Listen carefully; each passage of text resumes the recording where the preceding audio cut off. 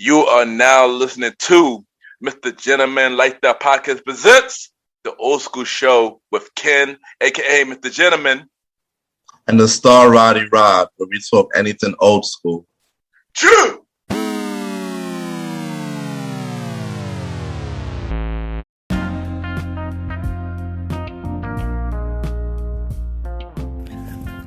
Yes, hello everybody. This is your boy Ken, aka MrGentleman or YPG, and I'm Premier by Podcast. And welcome to MrGentleman Like That Podcast presents the Old School Show.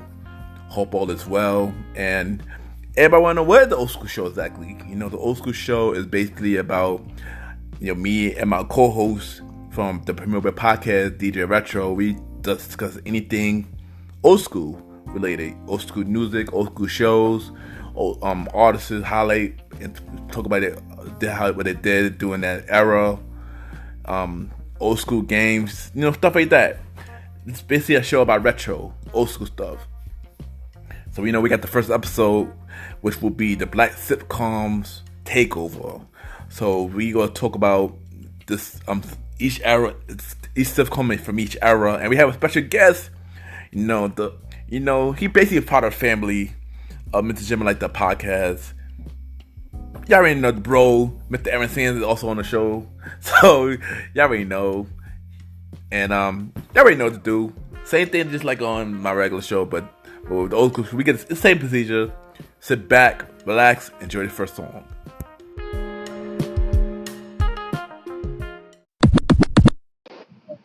This is DJ Retro, and you are now listening to MrGentleman's Lifestyles Podcast.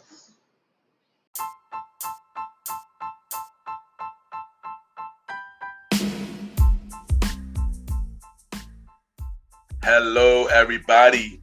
This is your boy Ken, aka MrGentleman, and I am the host of MrGentleman Like That Podcast. And this commercial break is brought to you by MrGentleman Like That Podcast. On MrGentleman Like That Podcast, we interview many guests about their life journey, pretty much where they come from and where they at now. Also promoting their brands or whatever they're doing at the time they come on the show. We also have the host talk about personal stories about himself and everything that he's been through. And also we have fun conversation about anything music, anything old school, relationships, wrestling, and many more. And y'all can tune in to MrGentleman Like That Podcast every Sundays at 12 a.m. We are also on every Thursdays at 12 a.m. for Spin-Up Series Thursdays, where we have all of MrGentleman Like That Podcast spin-off series all in one day, where we have a conversation about music podcast every first Thursday at 12 a.m. The Old School Show with myself and the star Roddy Rod every fourth Thursday at 12 a.m. And we have Date Night Talk Podcast with myself and Miss Vanna B every second and third Thursday at 12 a.m. And y'all can tune in to MrGentleman Like That Podcast on Anchor, Spotify, Apple Podcasts, iHeartRadio, Amazon Music, the Pods, and many more. Or y'all can check it out on the official website of MrGentleman Like That Podcast, www.realmrgentlemanlikethatpodcast.com, www.realmrgentlemanlikethatpodcast.com, and tune in every Sundays and Thursdays at 12 a.m. for MrGentleman Like That Podcast. Thank y'all for tuning in to this commercial break of MrGentleman Like That Podcast. Back to your regularly scheduled program. Cheers!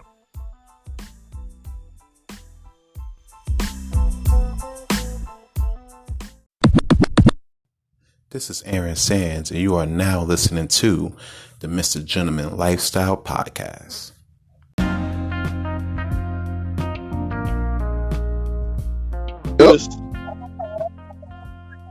Yes, welcome back, everybody. Welcome back, and y'all already know this is the Old School Show, and this is the first episode, and I'm gonna introduce y'all to my co-host for the Old School Show. He is a part of the Premier Boy Podcast. He was on 2 episodes this season, and now now y'all will see him every 4th Sunday on the Old School Show. We got my bro DJ Retro on the show. DJ Retro, how you doing, bro? Welcome to the show. Welcome to the Old School Show, where we talk everything old school. Yes, I'm you're here and I'm proud. Yes, you already know. But the first episode we have our special guest, and this brother right here, y'all. He a part of the Premier Boy podcast. He do the rest of the prediction. Y'all already know who it is. Mr. Aaron Sands is back.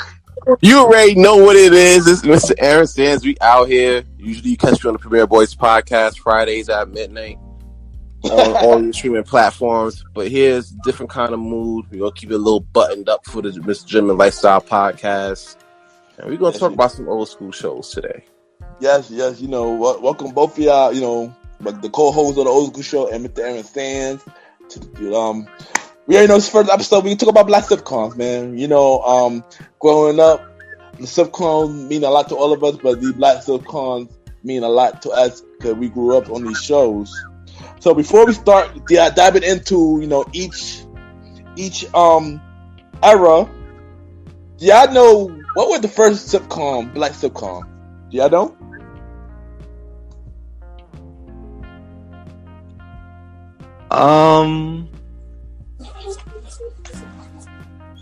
I would say like Good Times, maybe. That was usually like that's the first black sitcom, that I saw. I think it's like the oldest, so that might be fun. And what about you, Retro? Would it be Sanford and Son? I ain't gonna front. I thought both of those too, but both of them wasn't. It was a show called Amble and Andy, and I did my research. I look at myself like, yo, what was the first sitcom? I thought it was as Jeffersons. I thought it was Jeffersons, but I look it up. It was a show called Amble and Andy. I'm like, whoa. So apparently, this show, it wasn't no black actor. It was a white guy portraying a black face, and they were doing wow. And they were doing it for many seasons, but then later they changed it into actual black actors, and yeah. And that's crazy. Yeah, I know. Like we were going to play ourselves at one point. Yeah, I know, right? Crazy. And I mean, how do they? I mean, and back in the day, I heard that was like a big thing for people to paint themselves as blackface and portray us. But even up to now, I just can't get with it, man. That's crazy. And it's crazy because how can you blackface? You don't know how he actually is. Y'all just assuming that how we are, but I'm glad those days is long and gone. And now we got a lot of amazing black actors and actresses portraying on these black sitcoms and black roles, period. But we all know we're gonna dive into the black sitcoms or the legendary sitcoms and why it's changed today.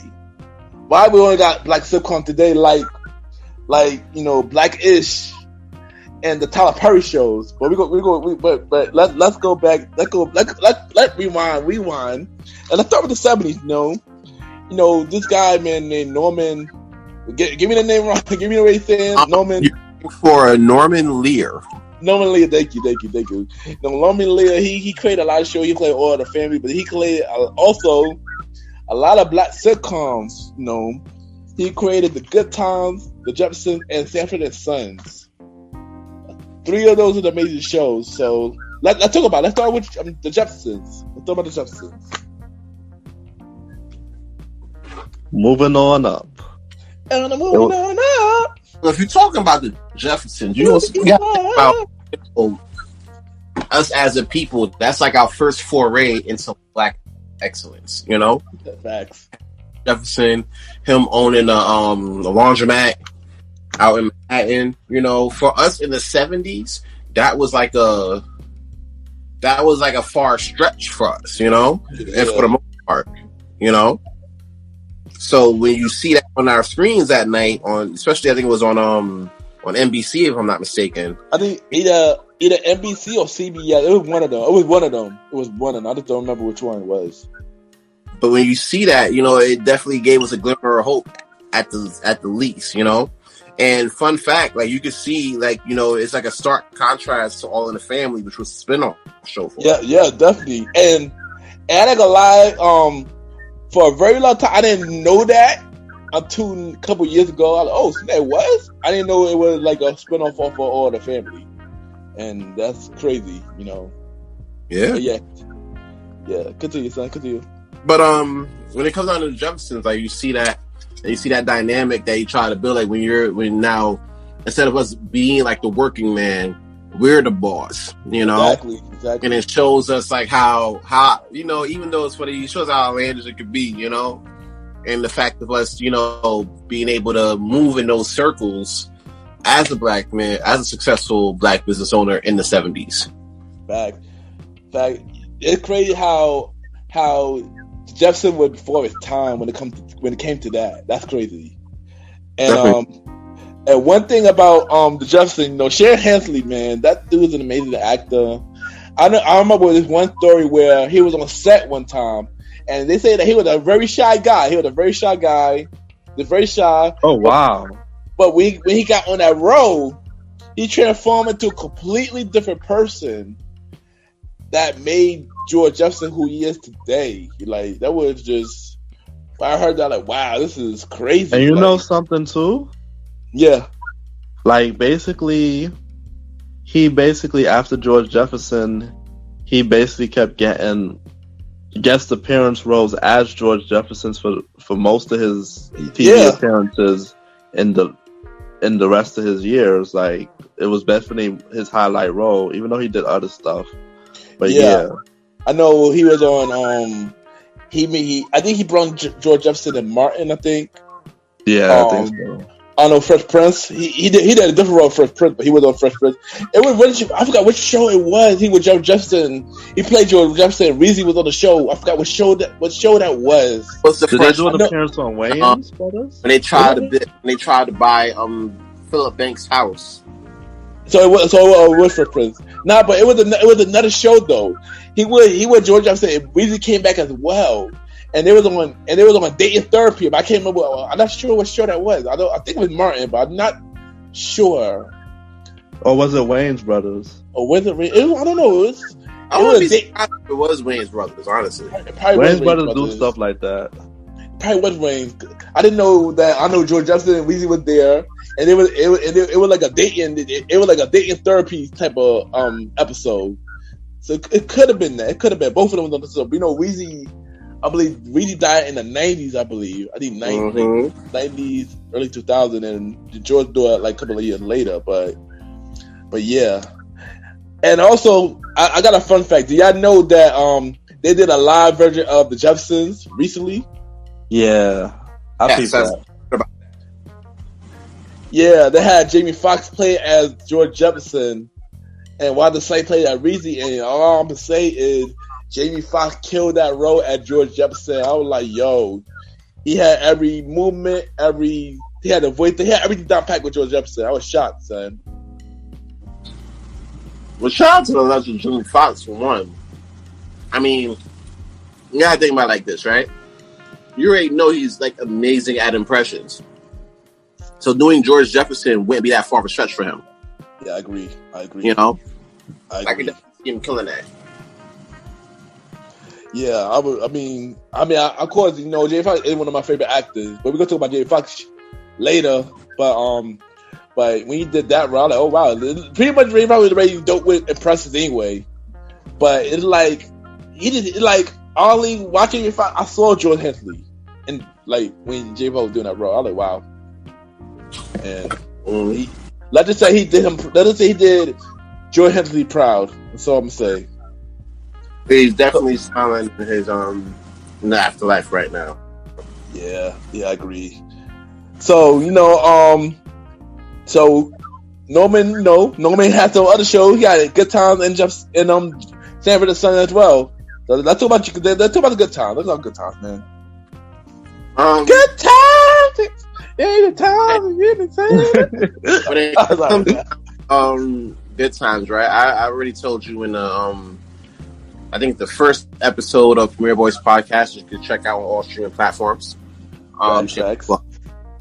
But you spoke about a top 10 sitcom, and I definitely played a good time. I think in the top 5 because I can relate.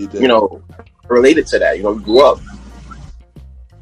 We grew up in the projects and everything. So for me, when I seen that, I was like, yo, I get where they were coming from, where they had no water and the elevator broke, because at one point, that's where I was. I had to boil water in the morning, and I had to walk up 10 flights of stairs to my house. So, when I saw that, I'm like, I get it. I can respect the struggle on that, Excuse me. But now, you get towards the end, they also spoke, when you look past the struggle, they also spoke on really positive Black issues that were going on in the 70s too. Yeah. And I feel like that played a pivotal role in how we were viewed as well. I know, for me, Good Times was a good show. I like the Good Times. Even though, I don't know, it's just me. When it got to the later season, I enjoyed the later season more than the earlier seasons. I don't know, that's just my opinion. Even though, John Amos, he was my guy. He was a guy, strict father, a father that this generation definitely needs, if I had to say. He a father that this generation needs. But I don't know. I enjoyed the later season a lot better, especially when they introduced Jenna into Good Times. Yeah, I mean, when you expand the cast like that, I mean, granted, you could tell when it got a little forced towards the end of the series, but when you expand the cast, it kind of made the show that much better. So, like, even though it seemed forced towards the end, it was still a great show. I loved the Good Times, and even now, if it's on, I watch it. It was a lot of controversy because they ain't like JJ being the star. Oh yeah. And it was a little different. Unlike you, I enjoyed the earlier seasons because it was all of them before they killed off the father. Yeah. And then when they had Janet Jackson, they brought in a little bit more flavor. Yeah, so agreed. That was okay. Yeah. And then of course at the end with the mother not being there, it just felt off to me. Yeah, I guess like you said, like you mentioned that JJ was the star. John Amos didn't like that. He wanted out his contract. I think that when they killed him off because behind that. Because I remember hearing something like that, and my father was a big fan of the 70s show. He always been telling me stories about them. So like, I know John Amos didn't like the fact about that, and he wanted off the show, and they killed him off. I don't know why the mother. Yeah, continue about. They made him look silly, When you're in a time where, especially like in the 70s, kind of like how it is now, but probably worse because they didn't have social media or any type of reach out like that. You're in a time like that, where we're trying to be about, Black power, Black unity, and you have a guy that's on TV on damn near every week, being kind of like foolish, being like the clown, Yeah. And when you got real issues going on, you like the whole clown, the comedy relief part, but you also want to get down into these issues too. Get something that the people relate to. So I could understand. I heard when John Amos left, and then later on, Florida. Yeah, they left mainly because of the fact that they was trying to make him a star because he was being like a buffoon. Yeah, like for example, Fanny Matter with Steve. We're gonna talk about that a little later, though. I don't mind me saying that. I'm gonna talk about it a little later, but yeah, that's true though. Yeah, that's true though. But I want to say one thing, just like the Jefferson, they did try to do over Good Times Live, and it wasn't up the part like how the Jefferson was. The captain was kind of off for me. Jay Farrow, he always kill it. But one thing, shout out to this beautiful lady, Corinne Fox. She a very beautiful lady, beautiful girl. Just thought I shot y'all on this podcast. But when she played, they gave her the role as Thelma, but she didn't fit Thelma at all. So wait, hold on. So you're gonna say, right? It sounds like you're gonna shoot your shot at this beautiful woman, right? And then dog her portrayal of Thelma. Are we doing that today? I mean, I just want to give her a little knowledge, but I just felt I did it for her. I didn't feel like she fit the role. I didn't think she was a bad actress. She didn't do bad at the role. I just feel like she didn't fit that particular character. Let's just say that. Let me rephrase it. She didn't fit that character. There you go. Well, I will say that is fair. That's a fair assessment because when I saw the Good Times live show, and it was okay. It was nothing to write home about, but it was alright. Yeah, it was okay. Yeah. And Viola Davis was Florida. The dude for Brooklyn Nine-Nine, I forgot his name. He was James. Michael was the dude from This Is Us, and also When You See Me. They also had the other dude for This Is When You See Me as well on the live version. But it just wasn't. I don't know. I just wasn't feeling it how I was feeling Jefferson's. Like I believe the cast they picked for Jefferson. I believe that cast. I didn't believe the Good Time cast at all. It didn't feel like Good Times to me. It felt like the last season of Good Times forced. Yeah, I mean, only person that missed it was the football player. That was the case. I don't think that was the episode they were aiming for, but I get what you're saying. Yeah, but also just like I forgot to mention before the Jefferson, Maria Gibbs was refer her role as the maid on Jefferson's, and John Amos was in the Good Time version too, live version as well. I believe so. Yeah, Marla Gibbs. My bad. Hours now while you can because getting older and everything in 2020s being a vicious bitch, but her career, a lot of people don't understand, her career spanned over the past 50 years. So when you're talking about Marla Gibbs, you're not just talking about Marla Gibbs in the Jeffersons or maybe a couple spots on Good Times. You're talking about her from 227 to maybe like the second season of Blackish. You know what I'm saying? Oh yeah, she was. Oh right, she was. Yeah, she was on Blackish. Right. And in many different roles in between. So you gotta understand, like, that's a long, lengthy career. Not a lot of people can have that longevity and then still be great. Yeah. So that's something to really sit down and consider. Yeah. And in the last show, we're going to mention from the 70s that Norman made was Sanford and Sons. How y'all feel about Sanford and Sons? Wasn't a fan. I get the importance I get the importance of it as in terms of the but as far as like my personal preference, wasn't really a fan. But I get the importance of it, though. I know for me, the Jeffersons. I mean, the Sanford and Sons. I wasn't too much of a fan of Sanford and Sons either. But shockingly enough, during the pandemic, I was watching it a lot. I mean, don't get one of the funny shows. Red Fox has always been funny to me. But it wasn't my favorite out of three. Yeah, if anything, that would have been Good Times, Jefferson's, Sanford and Son. That would be the order.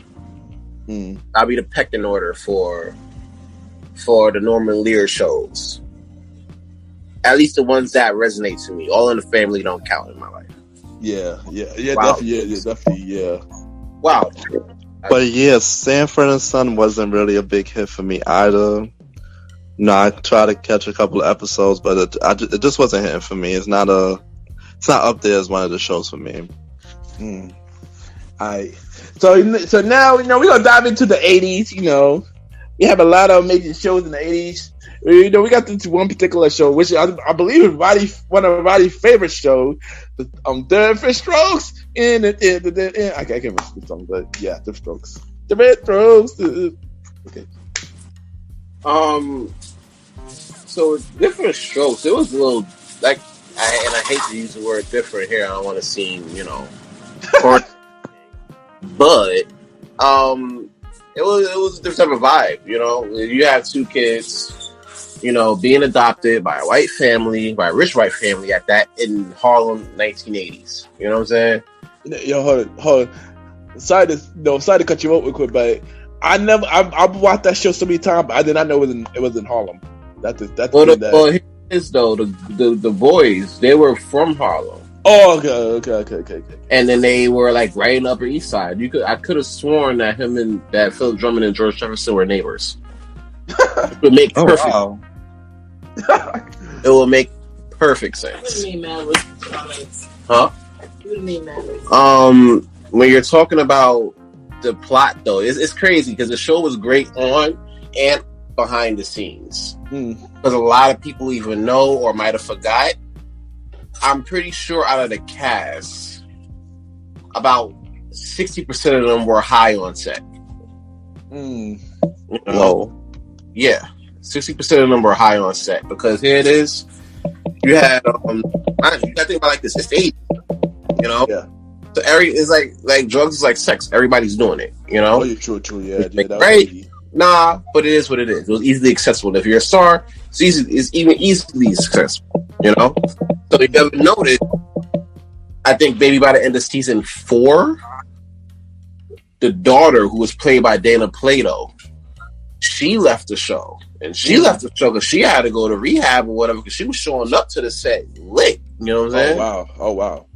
Later on in the series, Todd Bridges left the show for this thing because he was on the show. And they were portrayed it with this white kid by the name of Danny Cooksley. He also played. I remember that. So when they kidnapped him, and they're like, "Yo, if you try to tell anybody or you try to call the police, I'm going to kill your parents." I remember that episode actually. When I first saw that episode, I'm like, "Oh shit!" Deadass about to kill his parents, and the way he said, I kind of believe him. Like, they shouldn't call the cops, If you just sit your ass down somewhere, enjoy this porridge, and shut the fuck up, But shit like that was believable for me. Shit like that was believable. That made it a great show. It sucked that everybody was high doing the shit, but it's the 80s. What you do? I know about Todd Bridges. Todd Bridges, we know about that, but we know like later in the years he cleaned up and he ended up on Everybody Hate Chris. We're gonna mention that a little later. But and he goes to ICDC college. Oh yeah, right. But I know. But Different Strokes was definitely okay show. I enjoyed it. They showing these two boys that were adopted. Had Mr. Drummond. They had a lot of lessons because, you in the neighborhood and you get looked on because you're two black boys going into the store and stuff. It's just, it was a good show. And I like shows that shows deep lessons because you're not just laughing at the show and what they do. You're laughing at what they go through and it can be relatable. Yeah, I agree. That's how I feel about Different Strokes. For me, I always enjoyed Different Strokes, man. That always been a show that, growing up, always been good. Gary Coleman, man. Rest in peace, Gary Coleman, man. I like that show. I always like the Different Strokes, man. If you're doing good rest in peace, you also got rest in peace to the daughter, Dana Plato, and rest in peace to the father who played Philip Drummer. I forgot his name. Yeah. Premier Boyz podcast, which comes on Friday at noon on all streaming platforms. Good. Nice plug. All right, so the next show we're going to talk about is probably one of the biggest family show in the 80s, The Cosby Show. How y'all feel about The Cosby Show? Roddy, you want to take this one? Yeah, man. The Cosby Show was great. Like, basically, everybody who you see on TV these days, they got their start in the Cosby Show. You know, it was great. Like, he just basically, you just have the all American family. You have you have Cliff, you have his wife, and you have the kids. They were all. It was a very positive family, and they were in Brooklyn Heights. Yeah, So- Brooklyn Heights, yeah. So Oh, like, Hold on. By the way, sorry to cut you off, Roddy. Fortune of Swagitude. Continue. oh yeah, Very well. Continue. All Brooklyn Heights, Fort Greene, Farragut Projects. You already know what it is. Facts. Like, damn, yo, y'all shouting out on my terms. Wow, yeah, like I was saying. Yeah, so I love Cosby Shows. Actually, a great show. It's a show that you could look up. So everybody, you know, wanted to admire the Cosby family. Everybody admired. Everybody wants, you know, with the guest appearances and everything. So many people that we seen over the years, they got their start, and that some people even on TV now, you see them like, oh wow, they were kids on the show. So it did a good thing, even though he's going through his stuff now and he's in jail and stuff. You know, you got to give props to Cosby for what he did on the show. Yeah, No? I agree. And you know, everybody know. I've always been a big fan of the Cosby Show, man. I watched that growing up, even until now, and yeah, I always enjoyed it. Like Roddy said, a lot of people got their start. Just to name a few, Alicia Keys on the Cosby Show. Do y'all remember that? I seen the video that they passed around with her. Trivia question. What happened? Robert Sands? I thought that was. I deadass thought that was like a trivia question. kind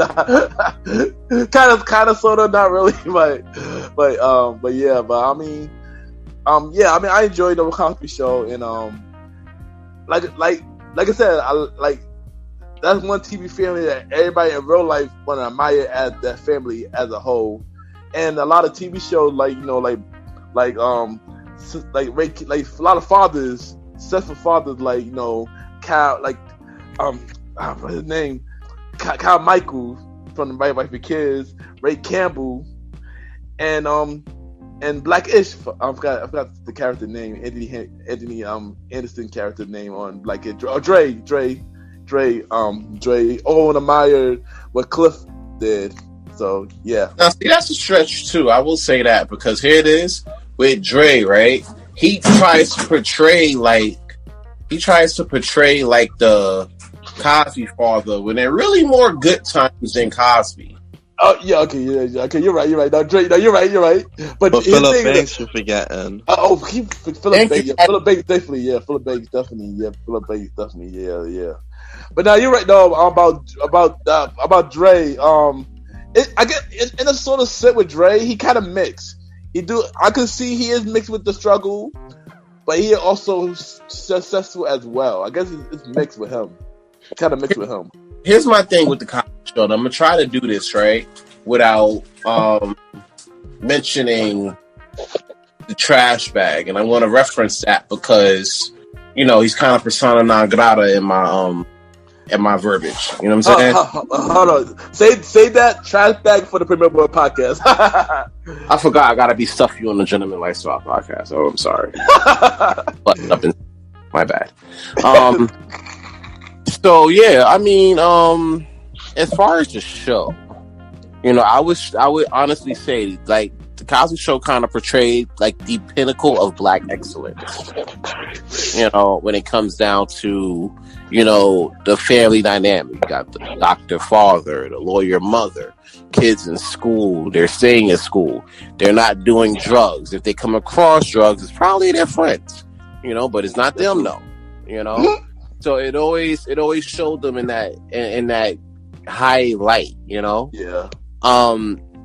Shout out to the spinoff that was A Different World that actually became its own embodiment of like college life, It did, yeah, and to play off Roddy's point, he's right. Like, when you have these shows, when Cosby was out here, you can say what we want about the guy.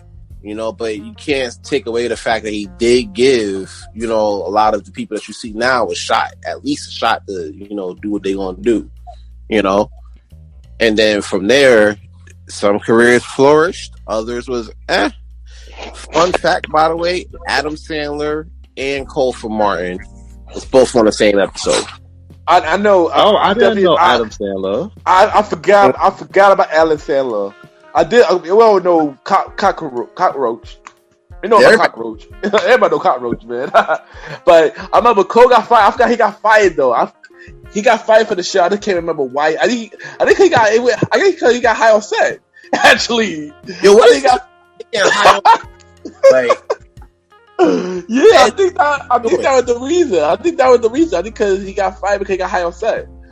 I believe that's the reason. Quote me if I'm wrong, but I think that's the reason why he got fired for the Cosby. Damn. And then they replaced him with the dude from King and Queen. I forgot the dude's name. But Rondell already started the fire, so we're about to finish it off. A Different World. That's an amazing show. Even though the first season was when it was about Denise, and then her white friend going to a black school. First season was just weird, but when they started the second season and beyond, we were centered about Jasmine Guy character and Kareem character. That when it started like picking up, and also when Debbie Allen took over the show as well. That was not crazy. I was like, I ain't gonna hold you. I was never really an OD big fan of Different World, but like Sanford and Son, I understood what it did for the black community. Especially when you're talking about college life and the things that go on, like with drugs, rape situations, things of that nature. I know y'all gonna get mad at me at the following, but I felt School Days was better than half of the seasons on Different Worlds.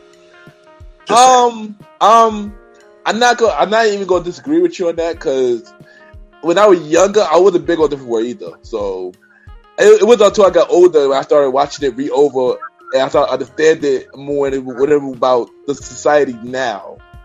And when I started understanding it as I got older, I started appreciating the show more as I got older. Here's the thing about our age range, right? These shows came out when we were like really small. So now with the Netflix bringing back all these shows back and we rewatching it, we're just seeing it in a different light because we're older now. We understand more life. But when they were actually on the air, we were kids, I was just born when Different World came out. I was literally just born when Different World came out. So, and it ended in '92 when I was probably I guess 5 or 6 maybe. I didn't even catch A Different World until they brought it to Netflix. Oh wow! But and that was only a few years ago. But since it's still kind of related, fun fact: do y'all know Debbie Allen and Rasheed? What's her name? That beautiful woman name? I can't remember her name. Claire Huxtable. Yeah. They give her Felicia. Felicia Rashad. Yeah, Felicia Rashad. They sisters. Debbie Allen. I didn't know that. Yeah, they're sisters. I believe it. Yeah, I believe it too. You can't have two beautiful women like that. That's both in the same type of field like that. You can't tell me they're not related in some. Exactly. And one thing I would say, Felicia Rashad is one of my favorite. Maybe it's two TV mothers I love. Felicia Rashad, Claire Huxtable, I love her. Her TV mother completely. And the second TV mother, we'll get to her in a few soon, but she one of them. Honestly, I didn't even think about TV moms. TV moms deserve more credit, son. TV moms deserve more credit, son. They do though. They should. I ain't gonna hold you, but nobody. I don't feel like not a lot of people. I will say really sit down and think about the how can I put it? Nobody really sits down and think about the impact that TV mothers, especially black TV mothers, have. Yeah, definitely. And this next show, this TV mom is number 3 for me. Before they changed her, let's talk about Family Matters. Oh yeah. And I bet a lot of people did not know that it probably changed. We about to drop some facts to y'all right now. So let's talk about Family Matters. Family Matters, I have mixed feelings about Family Matters. You know, first and foremost, Family Matters. No, it's a reason why. I'm not later seasons though, but later season I did. But let's start with Family Matters. That one Family Matters was a spinoff too. Did y'all know that?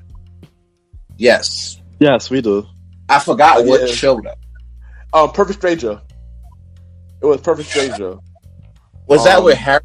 Harry was in Perfect Strangers. I do remember that. Yeah. It started with her because she was playing the elevator lady, and then later they brought Carl into the show.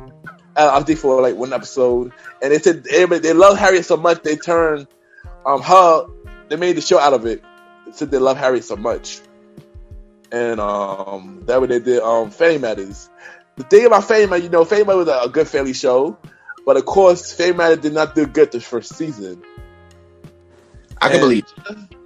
Yeah, and just like what I believe with you, Rondo, you mentioned through the good times, with the chopping block, they brought in Steve Urkel, and he was supposed to be for one episode.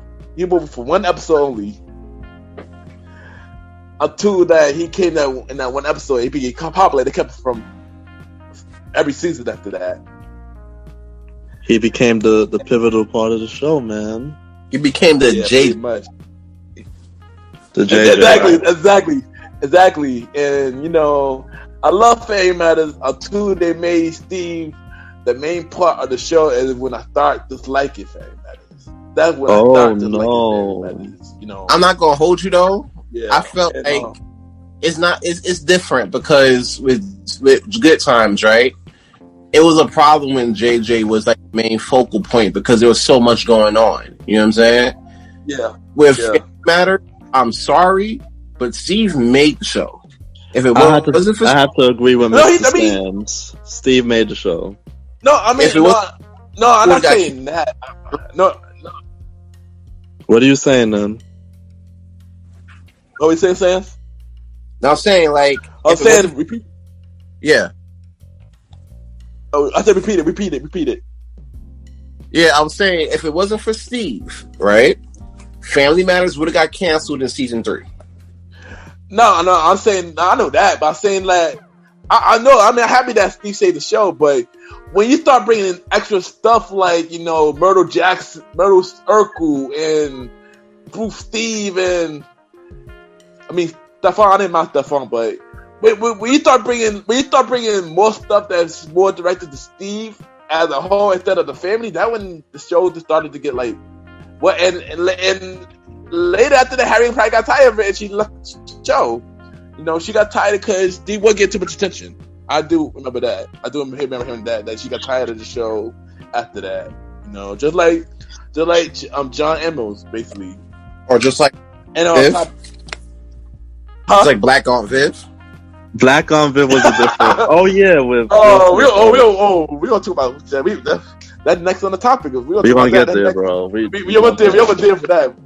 We over there for that. The number one TV model. We get to that, but yeah, and we know out of every sitcom, black sitcoms, Family Matters had a lot of seasons as well, just like the Jeffersons. Family Matters was on for 9 seasons. Jeffersons was on for 11. Well, I have to disagree with you, Ken, because basically Steve character, they brought a lot of creativity and they brought a lot of flavor into the show. Basically even from like the beginning with him having the episodes with him in class and stuff, it was very funny and very fun. When other people got screen time, it was okay, but his screen time was more. His screen time basically made us laugh and made us enjoy the show more with his catchphrases. Did I do that? You know, that's why when Sans said that he made the show, I agree with him. But then at the same time, they could have did a little bit more for the other characters. But I agree. You already know how I feel about Judy. Yeah. If you listen to the Premier Boys podcast, which is streaming on all available streaming sites, you already know how I feel about Judy. How you have her come upstairs and never come back? Just never like come down. Like they treated her like Bobby Shmurda's hat. Like basically. And then of course they had the storylines with Rachel having her place before it burned down and stuff, you know. Yeah. They actually tried to incorporate everybody around the show, even with Steve Urkel, but like his scenes were basically the funniest, and you know he would always do stuff and get in trouble. So that's why because I would watch it anytime. Because they made him the star of the show. And like I said, I'm not mad that he became the star of the show because I like Fame Matters and stuff like that. I just mad because all the extra stuff on the show, they didn't. Yeah, but look, that's just my opinion. That's my opinion, though. That's my opinion. Look, what other shows did the same thing. You know, you have Martin with like 5 characters as well. You know, That's different. That's different. Martin. That's different. That's different. Martin killed it though. Oh, so you're saying that Steve didn't kill the as his alter ego characters? Stephon was really. I love Stephon episodes. I love Stephon. I didn't say nothing bad about Stephon. I said except Stephon. I talked about everybody else. Oh, you're talking about everybody but Stephon. Yeah, I said except Stephon. As here it is. Stephon got more shine than any other Steve character was out there. Yeah. Right. But let's be the somebody was checking for murder. Exactly, she was terrible, son. That's why I say she was terrible, son. Like I hated Murder Urkel, son. I hated Murder Urkel. I like why did Steve bring this character? I mean, it makes sense why, but yeah, wasn't he also a karate? Yeah, Bruce Steve. But even then, it wasn't like Martin because all of those characters played for like an episode or two, except for Murder Urkel. I don't know why they expanded on that, but I remember Stephon stayed for a whole season. They had Stephon and Steve play at the same time. Son. Stephon had his own character art. He had his own character. Stephon came along. Yeah, she was torn between her. And the last season, she was torn between Stephon and Steve. I'm sorry. She was in torn until Steve had Myra. Shout out to Myra, first of all. Michelle Thomas. Rest in peace to Michelle Thomas, man. Who was also on The Cosby Show. Let's be clear. Yeah, she was. Oh, she was. Yeah, she was on The Cosby Show. Right. She was on The Cosby Show. She definitely was on The Cosby Show. And as we know, the final season when Fame got canceled when they moved to CBS. Don't know why they did that. And they changed the Harriet to Gina's Moms. I don't know why they did that either. I don't know. Gina's Moms for that. Yeah. Yo, TV shows only do good until they change the formula. Because everybody noticed the change. Or until you change the Black Moms. Trust. Like, that's, you know. That's the second reason. Never. I'm sorry. And which leads to the next show, The Fresh Prince. Nice segue, right? Nice segue. So we got The Fresh Prince, man. We in the 90s now, by the way. We in the 90s. And The Fresh Prince. I ain't gonna hold you. That show alone is making me think about copping a new pair of files, honestly. As I'm sitting here recording, I'm lacing up my Eileen Green files, which you'll see on Gram soon. But I'm lacing those up, and I'm thinking about, you know, the style that was in there. It was like, take the Cosby Show, right, and evolve it a little bit, you know? Then you get the Fresh Prince. You talk about the struggle. You talking about a family, you know, who got it all, but then you're bringing in Will Smith as that aspect, Yeah. that takes away from that whole Sadiddy lifestyle. You know what I'm saying? Yeah. Big props to Black Aunt Viv, because no matter where the show was taking it, she made it a point to keep it about the culture. For real. Yeah. I agree. She made it a point to keep it about the culture, and that's what made the show. That's what made the show hit for me. So when going back to switching moms, when they switched the moms and they kind of like steered away from that, you know what I'm saying?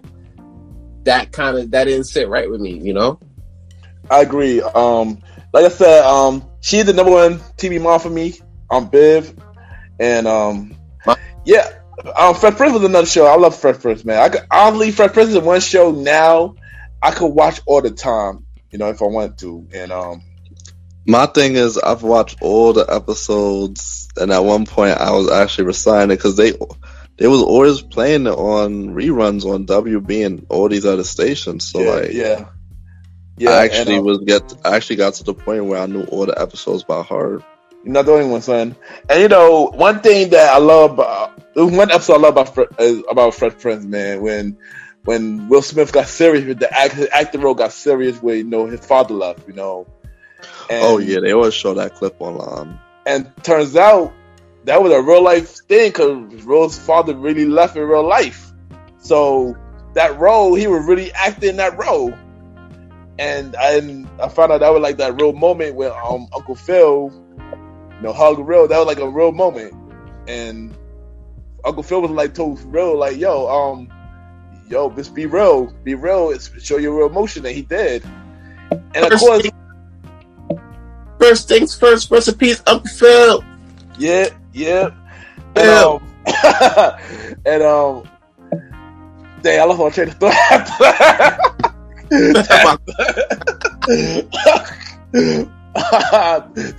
Somebody pick it up. Somebody pick it up. Well, no, like that scene was more important. That scene was probably, if not close, the one most singular important scene in black sitcoms in the 90s. Yeah, I agree. There you go. I agree. Thank you. You said that right out my mouth. There you go. Yeah, it definitely was. But the most important scene from start to finish. Everybody know what is, like, not everybody, because I don't know everybody's history, but in the black community, the lack of fatherhood, especially in the 90s, was a pivotal part. And for them to touch on that one scene made it the single most greatest scene in black sitcoms at that time. Because, when you see when you know the pain is real, the pain is real. Because he went through that shit in his real life. You know what I'm saying? So he knew where to pull from, And the fact that who was it? Avery. Jason Avery, I believe. Yeah, James Avery. Yeah, James Avery. The fact that he let Will be like, yo, be yourself. Yeah, exactly. The fact that he let him let it fly made that scene all the more important. You know what I'm saying? Definitely and true, I like Kareem too. He's a great actor. But fuck Will's fake dad on that show, man. Like,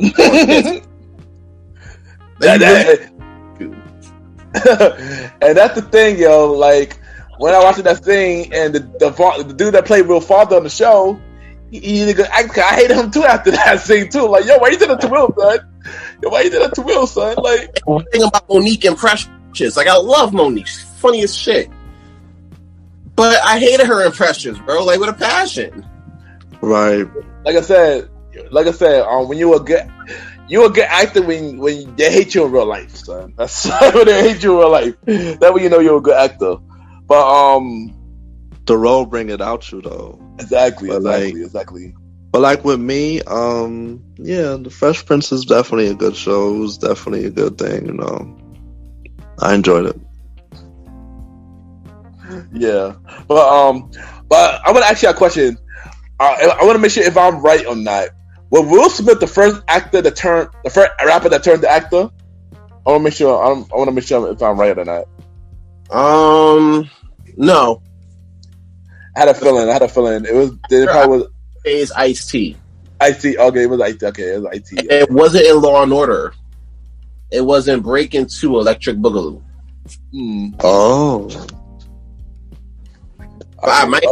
that because it might have been something earlier than that, but to my knowledge, Ice-T, first rapper / actor.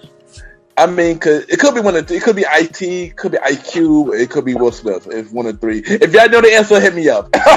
next show, we got Martin, the biggest comedy in the 90s.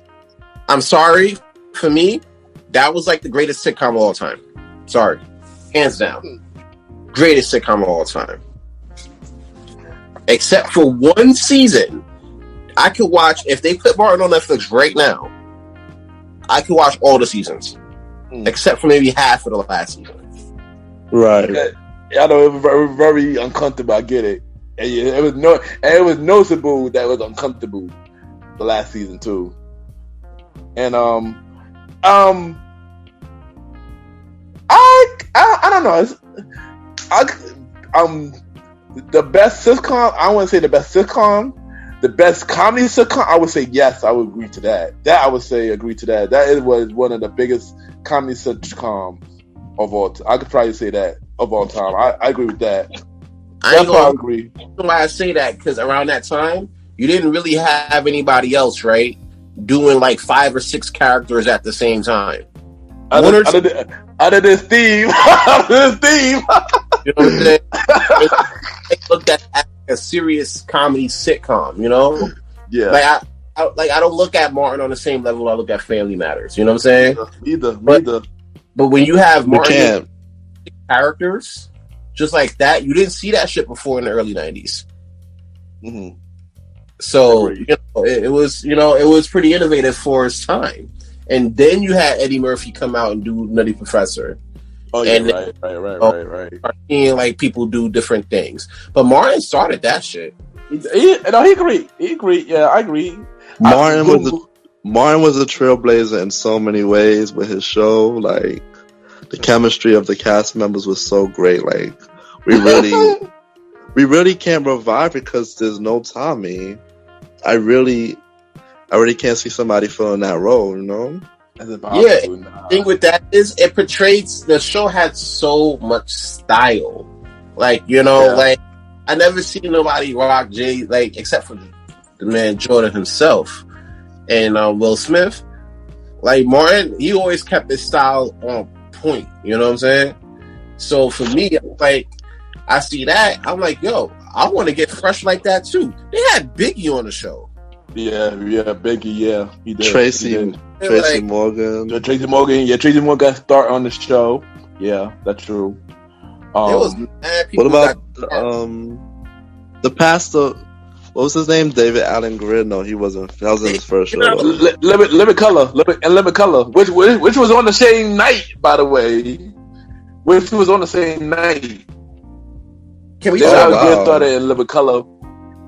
Can we talk about the fact that along with like Living Single in New York Undercover, Fox was killing it on Wednesday night with black shows?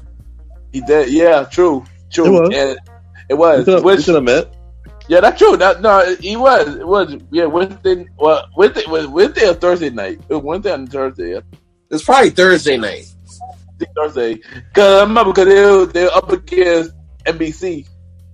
They're up against NBC on Thursday. Because remember, they keep comparing Friends with Living Single, which, by the way, Living Single is next. Good segue. But yeah, how y'all feel about Living Single? Living Single was Friends before Friends became Friends. People keep giving Friends as the best sitcom of all time.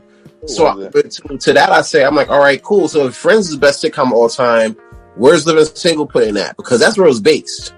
Instead of just 5 single black people in Brooklyn, you got 6 single white people in New York, where there's no black people in New York. How do you do that?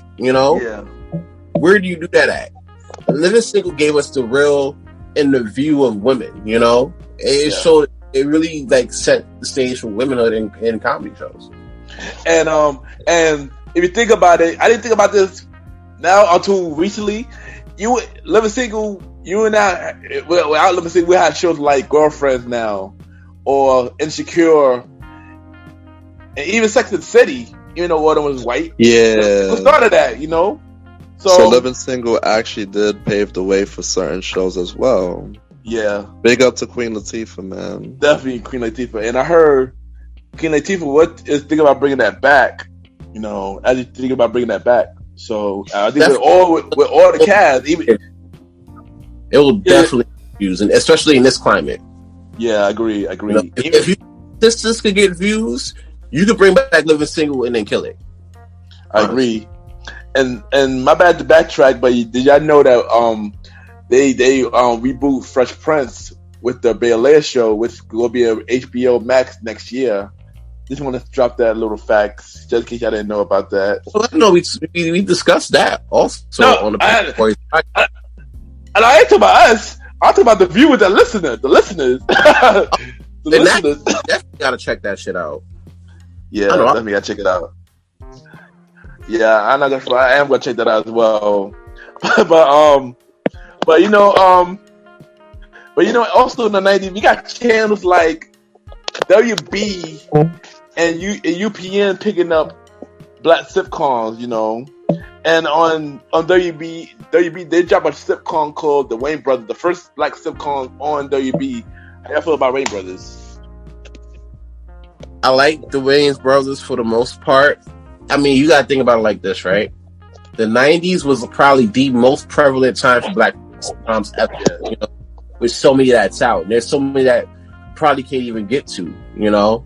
But with everything in there, the Wayans Brothers was like the right show, but being the fact that it was drowned in so much competition, people didn't even really, I feel like people looked at it, but I feel like it's underrated, you know? I feel like radio shows are underrated, and the fact that they didn't get a final episode like that is kind of yeah, exactly. Oh yeah, you got canceled, right? It never got a proper finale. But I hate when that happened to shows, you know, especially a lot of black sitcoms did not get a proper finale. I mean, for me, Ray Brothers, it was funny.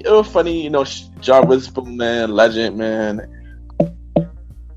You know, yeah, it was funny, man. What about you, Roddy? I love the Wayans Brothers. Anytime I could find it, I'd watch it, and I don't even care what episode is on. I just love the vibe of it, you know. It was always funny, and then Marlon's acting a fool. I used to always make fun of TC and what was the big dude name? Forgot his name. I can't think of his name at the moment. Definitely played it in Lean On Me as Coochie Man. And White Mike. And then of course D was like a big pivotal of the show. And but they had Paula J. Parker on there, but I don't know, she wasn't on there for that long. They wasn't feeling her for the part. They also had Leo Rashawn on there too. Who? The baddie of the 90s, Leo Rashawn. Oh, okay. Yeah, she wasn't on there long though, Paula J. Parker. But you know, also on WB, we had many other shows. We can't get to it because you know we had the Jamie Foxx show, we had Sister, we had Smart Guy, we have Mr. Sand's favorite show, Parenthood. Oh shit! And we had Steve Harvey show, which I wanna dive to Steve Harvey show a little bit, not too much, because I got a question to ask y'all. Have y'all seen Hang with Mr. Cooper back in the 90s? A little bit. I did a little bit too. Bro. Yeah, because recently I was watching an interview with Mark Curry from Hang with Mr. Cooper, and he said an instant story about, you know, he said him and Steve Harvey were good friends in the 90s and stuff like that. You know, Mark Curry came on his show Hang with Mr. Cooper he was hit on ABC. A couple years later, Steve Harvey came on the show with the Steve Harvey show, and people say that Steve Harvey took his whole concert and added to his show. Do y'all think that was true? I ain't gonna hold you. I would believe it though if it came out, because here it is. You got Mark Curry, substitute teacher, trying to steer the kids the right way, and also dealing with, you know, and also in a sense dealing with, you know, people from school faculty. Flip to Steve Harvey, substitute teacher, and school, trying to make sure these kids get right. While you also try to bag the principal and got a friend. So I'm sorry. I call thievery. Somebody need to call the cops. Mark Hurd need to call the Yeah, here's the thing though, because I didn't think about that in the 90s, but when I watched the interview recently, and I watched both shows recently, I was like, oh snap. Wow, he really did the idea. That's crazy, son. Like, I never noticed it until like recently. Oh wow. Yeah, and then that's crazy. I just wanted to bring that little stack. But let's dive into UPN real quick,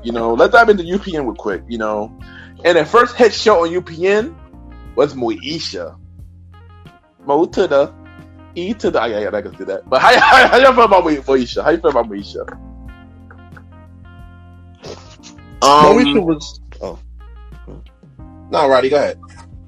I said Moesha was cool, but it was more for me. Honestly, it was more aimed to the females. Like, I personally was just watching it to watch it. I wasn't like enjoying it until like the later seasons when like more Dorian started coming and the show started to shift. Yeah, it's just me from my point of view though. Like it was an okay show though.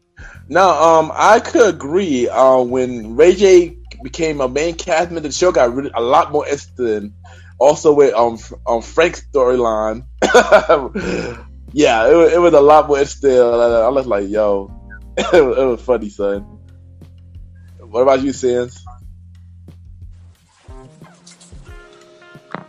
Well, with Moesha, right? I mean, it was a dope show to reach out for a young teenage in the 90s.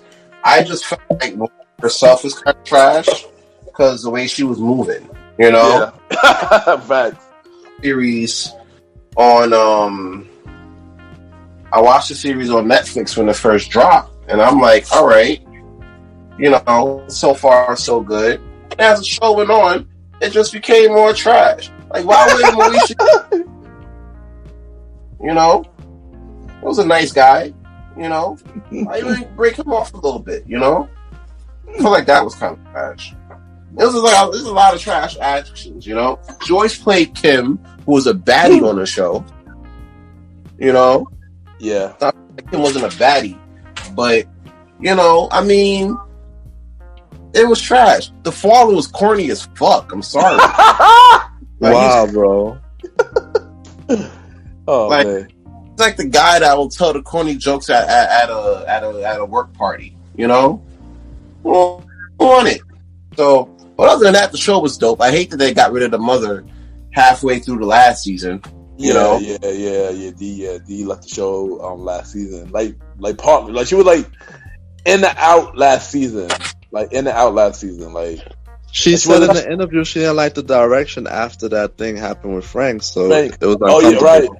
Cause Frank, remember, like Frank was supposed to be the TV father, like the TV father everybody would look up to until he did that affair situation, that affair storyline. Yeah, and that show into a really dark turn, son. That took that show to a really dark turn. I'm not gonna lie. Ryder, let me ask you. It is. I know it is though. It is real life though. Yeah. Let me ask these writers, why the hell do y'all change up these formulas like towards the end? Like, you had a good thing going, just avoid on what you had. Yo, Roddy, one word, ratings. That's why. Ratings. They wanna turn the show around. No, at that point they're experimenting. They're not throwing it for ratings. They're experimenting about throwing certain storylines in. It's true, experiment and changing up the outlook on the characters. Yeah, because apparently during the last season, the ratings went down. So they tried to throw storylines. Yeah, they went to a different direction. You're right about that. Oh, they were trying to save it. They were trying to keep it afloat. Yeah, there you go. Yeah, definitely with more. So that's what I was doing. How do you? That for me, that kind of made the show a little more interesting. Me too. Oh, God. Me too. Actually, I actually liked it. The dark turn. You know, me, Sharice, my sister. Every time we talk about Moesha, the 5th and 6th season would always as the darker season basically. Like that's what it got more interesting. Yeah. You know what I'm saying? That's when shit got spicy. You couldn't avoid that, you know? Exactly. And plus, it's like you said, it's a part of life and a part of growing up because you go through stuff like that in life. The fact that they want to bring that into TV, just to say that not all family is all perfect. Like Black-ish, they had an episode, and they dive in the future real quick. They had an episode of Dre and Rainbow almost getting into a big fight, and they almost got a divorce. And I remember that. And that family was a perfect image of family. But if we think about it, it's about they going through hard times, and they managed to make it work. Just like Frank managed to make it work at the end. He managed to make it work with Dorian. He managed to make it work with Dee after that. He managed to make it work with the family. Even after the hard time, you know. Look, man, like here's the thing. When it comes down to it, right? You know, you're gonna encounter like shit like that in these TV shows because you gotta make, not only for ratings, you gotta make that shit relatable. If people ain't related to that shit, nobody's gonna watch it because they're not gonna feel that, you know? You need something that people can feel. I agree. And one thing I hate about Moesha is that they ended it on a cliffhanger and never got renewed after that. They canceled it. Bro, Miles dead, bro. I'm sorry. I regret him and I spoke about this on the Premier Boyz podcast, streaming on all streaming platforms. Bro, Miles dead. You're talking about a kid getting kidnapped in LA in the early 2000s. Oh yeah, because it was 2000 when it ended. Actually, it was on 2000. Yeah. So yeah. I don't know. I mean, oh man. But I do hear right now that Brandy and all the cast is in talk of a revival. So how you gonna do that without Hakeem? Oh, and Endell. Well, and Endell, and pretty much half the cast. Like, yeah. I mean, well, then again, Endell went to Parker's, which we're about to get to now, because due to Brandy and Catelyn's bond, they had beef during like the last season. Carly Bond was in. She left the show for 2 reasons. I guess she wanted to go on her own, and she got pregnant on set of Moesha, and I heard that became a big thing. And then later she started doing Parker's, which, to be honest, I watched Parker's, but I was not too much of a big fan of Parker's like that. Honestly, I ain't gonna hold you. I'm not even gonna hold you. Yeah. I'm just now getting into Parker's because it's on Netflix. Oh wow, bros. I could totally disagree with both of you. I was into the Parker's. I enjoyed it. It was a vibe for me. Like, I mean, I know what happens because people would tell me, "Yo, Ron, this is what happened on the Parkers," and I probably wouldn't care. Oh, during the time? Yeah, and I probably didn't care. But like, I can look at it now. Like, it's on Netflix, and shout out to Netflix for basically bringing back UPN. Basically, UPN and one show or 2 shows for WB. Yeah, I know eventually they're gonna get everybody else from WB. I should. Yeah, I should. Yeah, I should. Yeah, they should. Continue. Yeah, like you gotta get give a big shout to Netflix on that, because now you're either visiting for the first time or revisiting, as you're older, that we grew up on at our own pace. Agree. So that's a big thing. And what also brought to Netflix was 101. And how y'all feel about 101?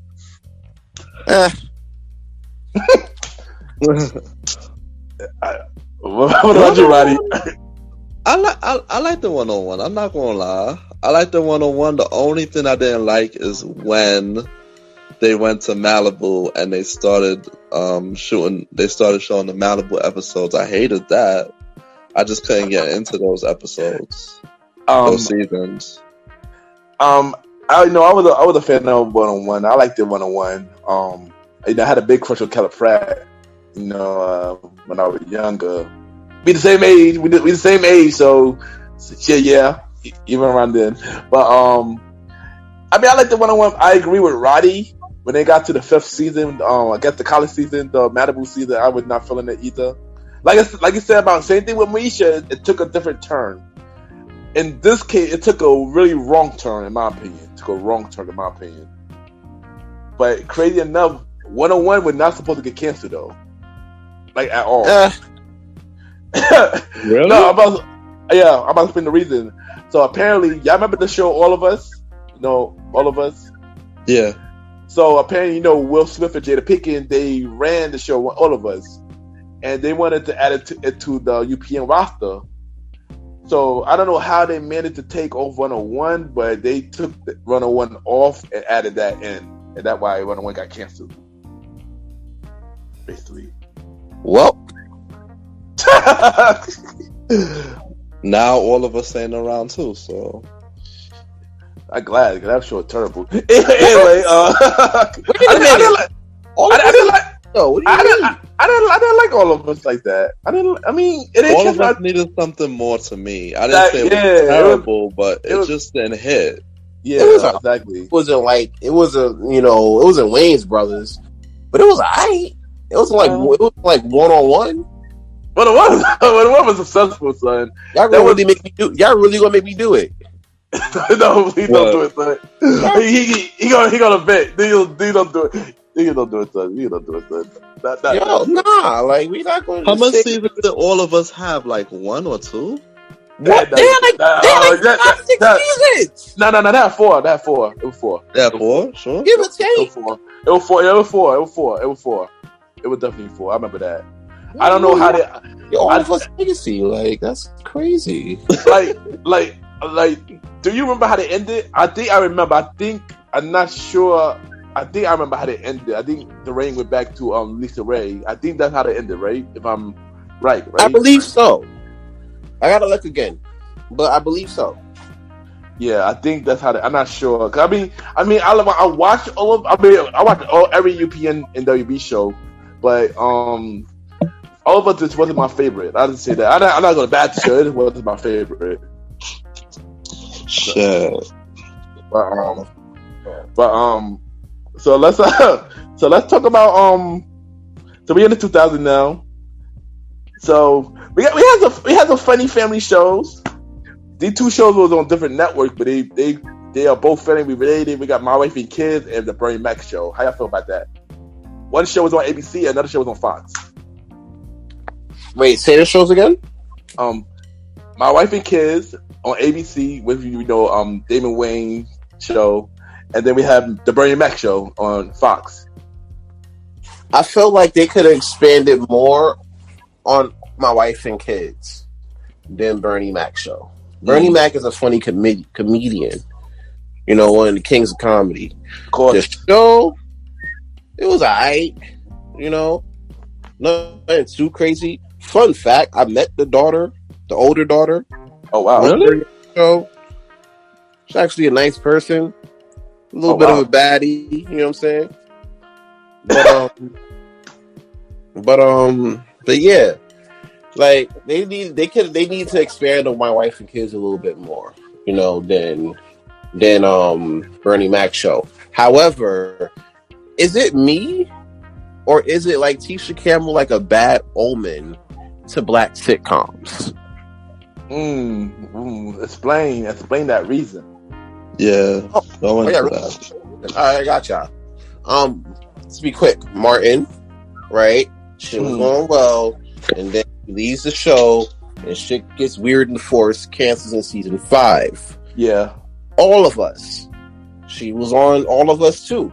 That's Martin's ex-wife. Oh, right. That show gets canceled in season 4. Oh, wow. If in Kids. Dope show. Really good. Was really successful. Yeah. Started making it more about Tisha Campbell. Show gets canceled. Yeah. That show did got canceled in season 5. Coincidence? I think not. I mean, but if you think about people whose show getting canceled, you gotta talk about Brandy too. Like Moesha, 6th season canceled. The Game, even though the Game was 9th season, but that got canceled still. Her season she was on season 8. I don't think she came back for season 9. But here's the thing with that though. Hold on, there's more. 101, Brandy got added to the show on season 5. That got canceled. Kind of the same thing. But here's the thing. Like, I ain't gonna hold you. None of those things was directly related to Brandy. Yeah. All of those shows was directly related to her. I mean, but I'm trying to figure out what happened with her. But what happened with her and what happened with her and My Wife and Kids though? Like exactly. Like how? Like what was her reason for My Wife and Kids? I feel like this, and this is just me. Towards the end of the season, they started putting it more towards her, right? Well, yeah, and they were talking about how she was showing up late to the filming, you know. And I'm like, bro, for me personally, half of doing the job is showing up. Of course, yeah. You know what I'm saying? Which means showing up late don't count either. You know. Mm-hmm. So that's something that you really got to sit down and consider. And if you want to, my bad. So if you want to go dive deeper, she was on a show called Dr. Ken, and that got canceled too. So you might be right. Right. Yeah, I forgot about Dr. Ken. Thanks for reminding me. Yeah, for poor Ken John, man.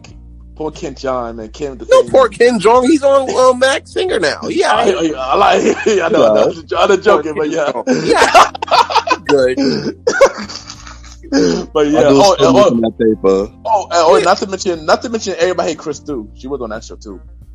You know what? You're right.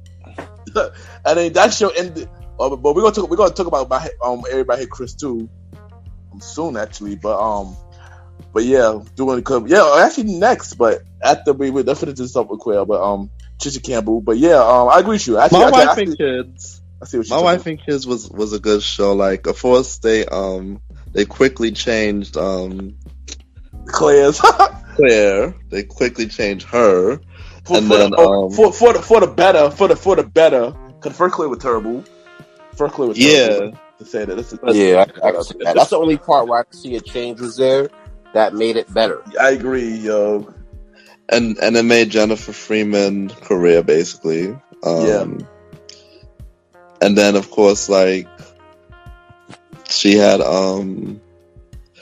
Tony come in all the season. Tony was such a weirdo. No, I ain't gonna front. The characters that they have for the show though were hilarious, man. I'm not gonna front. They like Tony was this hilarious, man. I'm not gonna front. Yeah, and then Franklin, right? Franklin, yeah, yo. And then the guy who was Junior girlfriend father. He was hilarious too. Yeah, and don't forget they changed Junior baby mothers too. Like originally, it was Megan Good was on it. Megan Good at first, but because she can't do it like a full-time role, she switched her to the other girl. Right? Yeah, to the other girl. Which was a. But what happened? I feel like that turned me off though because I got attached to Megan Good. You know, Megan Good. But I saw a video somewhere that they actually started dating the new Junior baby mama and him started to date outside the set too. Oh wow, I did not know that. Yeah, I saw that on one of these videos that they actually did start to date for a little bit. So like sometimes these on-screen romances do turn into like full-blown relationships outside the scene, you know. A lot of on-screen romance. Remind you, like the Martin situation, right? Going back to Trisha Campbell. I heard Martin fell in love with Trisha Campbell, and apparently, Martin got jealous because she started dating Dwayne Martin at the time, and that when all that happened with that whole situation for Martin. Right. But at one point, them two were actually off the set. Yeah, actually were dating. They was. Y'all want to know about that? Anyway, yeah, I might have dated her cousin. What? I just remembered. I might have low key, and I didn't even realize it until like just now, as I'm thinking about it. Oh wow, son. Bro, where your girl at? Shoot. Watching not kicking your butt. Well, yeah. Anyway, let's not make this uncomfortable. We could definitely get into to the next show, which is Everybody Hates Chris. Let's finish off on Bernie Mac real quick. So Bernie Mac was successful too, and Bernie Mac was supposed to have another season, but sadly around that time he started getting sick around that time. Mm-hmm. So he had to end the Bernie Mac show. Recipe to Bernie Mac. So so the last 3 shows for the 2000s was probably the last 3 shows on CW. Which was Girlfriends, which was on UPN, which they put on CW. The Game, which is a spinoff for Girlfriends, in case y'all didn't know. Girlfriends, the Game was a spinoff from Girlfriends, and it's probably one of the successful show in the 2000s. Everybody Hate Chris. How y'all feel about those last 3? I don't know, man. I mean, it's like all 3 of those shows had a tough act to follow when you talking about the greatness of 90s sitcoms, I was about 2000, not 90. I was about this. I know you're talking about 2000s. Yeah. Okay. They had a tough act to follow. Oh yeah, they definitely did. Because all of those shows was good in their own right. Girlfriends, Game. I just got finished watching Girlfriends on Netflix. The whole shit, and it was a great show. But I felt like if we're comparing, then no, it's not in the comparison. It's not even in that comparison. The Game included. Everybody Hates Chris definitely included. Everybody Hates Chris too, different show. Ooh. Yeah, and I ain't gonna hold you. Everybody Hates Chris definitely had a 90s vibe. Yeah, it did. And it took place in the 80s. I don't get what I'm trying to say. It took place. It had a 90s vibe, but yeah, it took place in the 80s, but it had a 90s vibe. I get what Rondo's saying. Of course. You could put that sitcom in the middle of 98 and it would have hit. I agree. And the thing about those shows, doing those shows when they moved CW with the new network, that when UPN and WB they took it off the market because they was upset that Black was making their channel successful. That don't make no sense, but yeah. So they moved those 3 shows into CW, and they expected to do bad, even though Girlfriend became the longest rated show on CW at the time. Even though it didn't get a proper finale, the Game got canceled. It was very underrated at that time, and they tried to cancel Everybody Chris, which I don't know why, because Everybody Chris became the highest rated show on CW. The highest rated show on CW. They tried to cancel it, but Chris Rock was like, nope, I'm gonna just end it on a perfect note before y'all try to cancel my show. And that's probably the smartest thing he could have done, because I told you, if you're talking about a show that's about Chris Rock, right? We kind of already know how it ends because the show's still being played.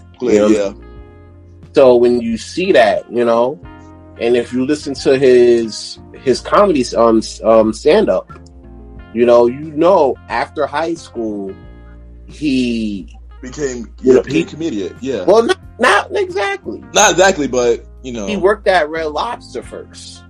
Then became a comedian, but then he dropped out. So you look at the last scene of Everybody Hates Chris. Yeah. And when he opens the letter, and he's like, what it says. I could honestly see his mom saying, you failed the test.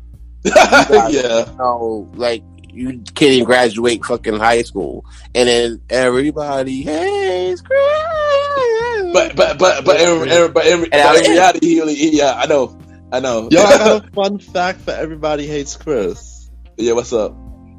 So, Tashina Arnold, I've noticed this. I found this on YouTube surfing one day.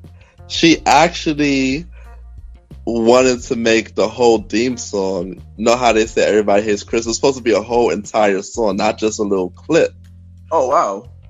Yeah, but when she submitted it, they only took that one part and just put it. So like that would have originally have been the theme song if they had enjoyed it more, and it was a whole entire song. Oh wow. So that would have been like in the beginning. Yeah. Oh wow, that would have been dope. That would have been dope. Now that would have been dope. So I don't know. Maybe I'll find a video and share it with y'all. But there's actually a clip of the entire "Everybody Hates Chris" with Tashina Arnold and the two other girls that you hear on it. Oh, nice. Well, you ain't know. If CW wouldn't try to cancel Everybody Chris probably would have been through going on. Because Chris Rock got a lot more stories. That's definitely a fact, and it probably, I wouldn't say it's still going on today, but yeah, it could have definitely went on for like another 4 or 5 seasons. What? Everybody Hates Chris. Oh, okay, yeah. Wow. Yeah, but yeah. So now we got the present, and we know which is Black-ish and Tyler Perry shows. Like Meet the Browns when it was on the air, House of Pain, stuff like that. How y'all feel about that? Black-ish is, I always felt like with Black-ish, it's kind of like the evolved format of the Fresh Prince, which is the evolved format of the Cosby Show. It's the evolved format of Good Times. I always tell people, you got to start from somewhere to understand where you are. With Black-ish, right, is basically similar standing. It's a similar standing with your family shows, but you take into account today's climate. You still have a lot of race issues. You got the advent of social media. The fact that the show is actually successful enough to do 2 spinoffs. Yeah, tells you a lot. That shit is a powerhouse in itself. Shout out to King Barris and the writers for the show. I agree. Definitely. Yeah. Facts. I agree with that, man. And like, fun fact, he about to make another spinoff now with the parents, with the Dre parents couple. Wow, really? Yeah, Otis? yeah, the Otis, yeah. Yep, Otis. So next thing you know, they're gonna find something for Jack and Diane. Swinning. Probably not. I mean, I don't think they probably don't need one. They could kind of kill it with Black-ish. Yeah, exactly. The way that she's growing up. Well, she does a lot, but the one that played Diane. But yeah, she is. Yeah. But I like Black-ish. It's okay. I just it's kind of funny to watch. It's kind of a good show. I mean, I enjoy Black-ish as well. It's a different type of sitcom than we had back in the day. But I mean, clearly it's successful because it has 7 seasons now with 2 spinoff and a potential 3rd one. So yeah. So what about House of Pain? How y'all feel about House of Pain? I'm liking I like the first original House of Pain. The second one, it's hit and miss for me. But Tyler Perry, what he's doing now with his comedies is it's good. It's a good show. I'm kind of feeling it. I'm not really feeling assisted living like that. I already discussed with you guys. It doesn't hit for me. I feel like House of Pain is literally carrying his whole comedy department. I agree. I always enjoy House of Pain. Even though the revival he brought back is kind of slow, but I still enjoy it. I'm not even gonna get into Meet the Browns and Sister Living because clearly they're both the spinoff for each other. So I'm not even gonna get into that. Yeah. What about you, Roddy? Always been a fan of House of Pain. Always rocking with House of Pain. Even though, just like you said, it's slow. I gave it a chance, and I'm still going to keep up with it. I've dropped Assisted Living altogether. I just can't get into it, man. I mean, even when you bring Brown and Cora, it just doesn't really spice it up the way it's supposed to. So basically, House of Pain is like the only sitcom that's really hitting out of the Tyler Perry Studios for sitcoms. Alright, so before we go, we're gonna play a little game, y'all. We're gonna play a little game called Keep in the VCR. Since this is the old school show, keep in the VCR or throw it away. So I'm gonna name a show.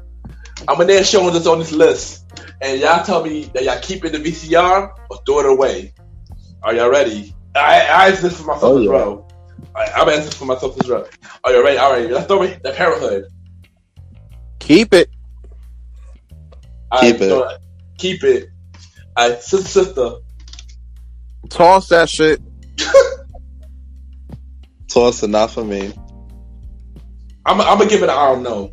I'm gonna give it an I don't know because that show is a hit and miss. I always like the sister, but at the same time, it's like I mean, yeah. Smart guy. Keep it. Keep it. Keep it. Kenan and Kel. Put it on DVD. Keep it. I definitely keep it Kenan and Kel. 227. All right, you might. I don't want to keep it, but I don't want to throw it out. So just leave it hanging out the VCR real quick. All right, so let's say I don't know. The middle one is I don't know. What about you, Roddy? Toss it because it wasn't a big thing for me. I wasn't a big fan for this one. I mean, I'm not gonna lie, I wasn't a big fan either, so I'm gonna throw it away as well. All of us. Keep it. Matter of fact, put that on Netflix if it's not there already. Toss it for me. Yeah, we waiting for all of us ready. I'm gonna toss it. I bet y'all gonna make a one-on-one like this. Stupid. The Hooglies. Wait, what? The Hooglies. Yeah. That. Yeah, y'all don't remember the Hooglies show? Yeah, that's why I said toss it. Yeah, toss it. Well, out of all the kings of comedy, he was the worst. He was the worst sitcom out of all the king of comedies, in my opinion. He was. He was the Entertainer's own show, which got canceled because of 9/11. Oh yeah, was better than. Oh yeah, I remember that show. Cousin Skeeter. Put it on Netflix. Keep it. Keep it. Definitely keep it. That's one show that I've been wanting to see again for a very, very long time. Let's see if y'all remember this. Homeboy from Outer Space. Oh, toss that. Homeboys from Outer Space. What the fuzz? Put that where you put Malcolm. Y'all don't remember that? You don't remember that? Oh, that also I'm tossing that too. Because by the way, Awesome. I agree with you on that. The Marlon Show. You can toss that. Yeah, I was feeling that. The Carmichael Show. You could keep it. Keep it. I agree, keep it. I want to dive into the Carmichael Show real quick. I'm mad that NBC canceled it because he wanted to he wanted to speak realness on it. I feel like somebody should have picked that show up. I'm sorry. That should have never got canceled at all. I feel like Netflix should have picked it up, honestly. I agree. Netflix or Hulu. I would still Hulu at least. Yeah. I would definitely still Hulu. The Sinbad Show.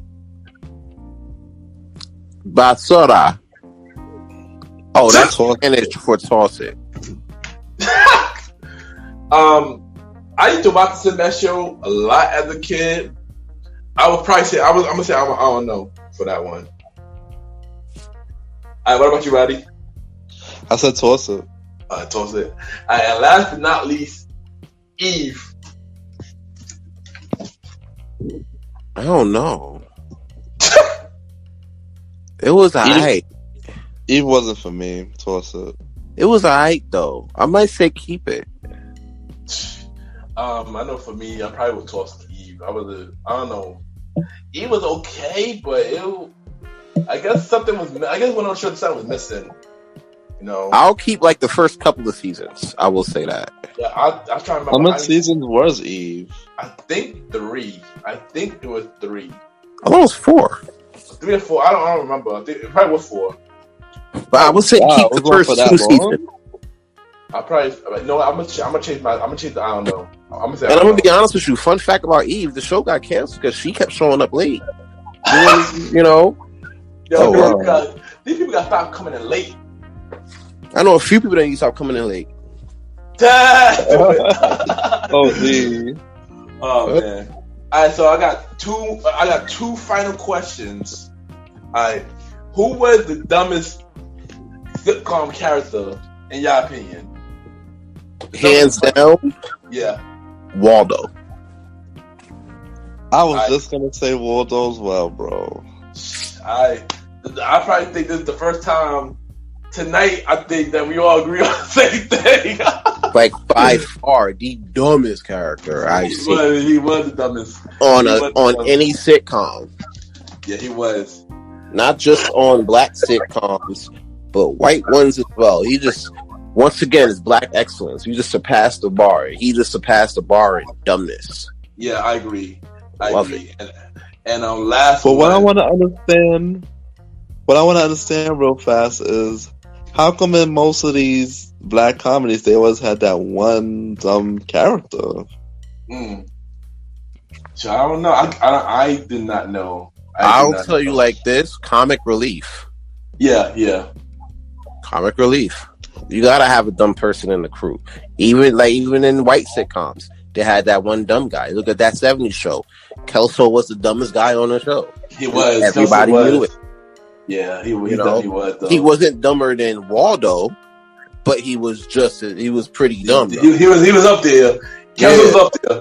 He's the top 5 of dumb characters. You know what I'm saying? So I would I would say not just in black sitcoms, but white sitcoms, Waldo takes a cake.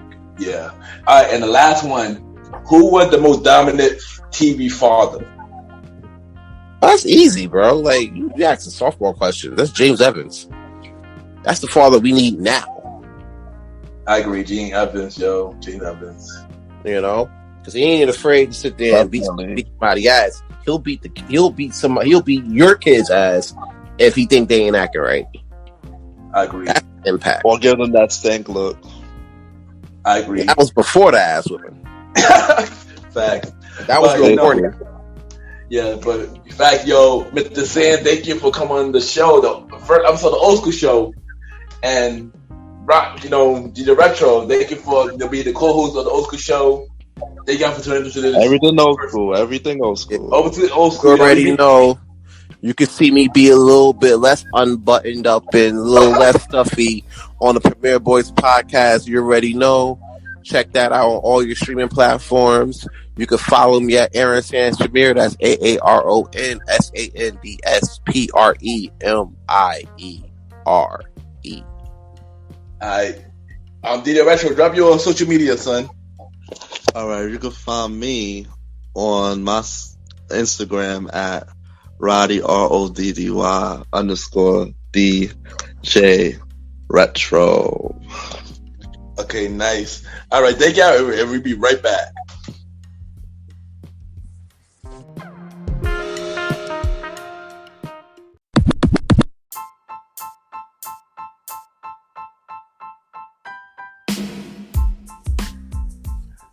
Hello, everybody. This is your boy Ken, aka MrGentleman, like the podcast and the Premier Boy podcast. And this commercial is brought to you by the Premier Boy podcast, where where we talk about anything about the culture. Hosted by myself, Ken, aka MrGentleman, Mr. Aaron Sands from King Talk with Aaron Sands, the Star Roddy Ride, who is also my co-host of the Old School Show, and long live the Chief Nolly Bell. And we talk many topics, from politics, music, sex, love, relationships, and many more. And also every topics that's going on in the news right now. Many of our topics are very controversial, and the podcast show might not be for everybody because we talk about many explicit content, and yeah. So if y'all decided to check out the show, y'all be warned because y'all might need a drink or two. And yeah, because this podcast is so crazy. I'm shocked that it had not got canceled yet. So if y'all looking forward to listen to the premiere of the podcast, check it out on Anchor, Spotify, Apple Podcast, iHeartRadio, and many more. Each and every Wednesday at 12 a.m. You can check out the premiere of the podcast with myself, Mr. Aaron Sands, Star Roddy Rod, and Long Little Chief Mally Mal. This is your boy Ken, aka MrGentleman. Have a good day and night wherever you're listening to this episode. Now back to the show. Yeah!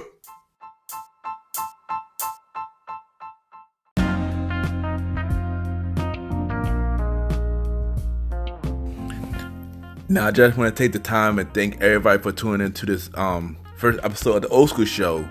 You know, with myself and DJ Retro, we appreciate it. Thank y'all for the first, tuning into the first episode. You know, it means a lot. You already know, thanks to special guest to the bro from the Primo Web Podcast, Mr. Aaron Sands, for coming on to this first episode. You already know, y'all see him again doing the Survivor Series episode. And also, y'all can't have enough of us. Y'all can check us out. Myself, Mr. Aaron Sand, DJ Retro, and Long Live the Chief Mally Mal on the Premier Podcast each and every Friday. We have a new episode out now, so check it out. You know, we back. You already know, y'all want to be a guest on the show. If y'all even want to be a guest on the Old School Show, email me, Ken, ypgent@gmail.com, or y'all could DM me, Ken _MrGentleman. I repeat, Ken, KEN _Mr. MR Gentleman, GENTLEMAN. You already know the Old School Show is every fourth Sunday of every month. This is a monthly show, so every fourth Sunday y'all will see the Old School Show. And y'all already know, once again, thank y'all for tuning into a new episode each and every Sunday. Mentioning like the podcast, the Old School Show every fourth Sunday. Anchor, Spotify, Apple Podcasts, iHeartRadio, Amazon Music, YouTube, and many more. Once again, thank y'all and have a good night.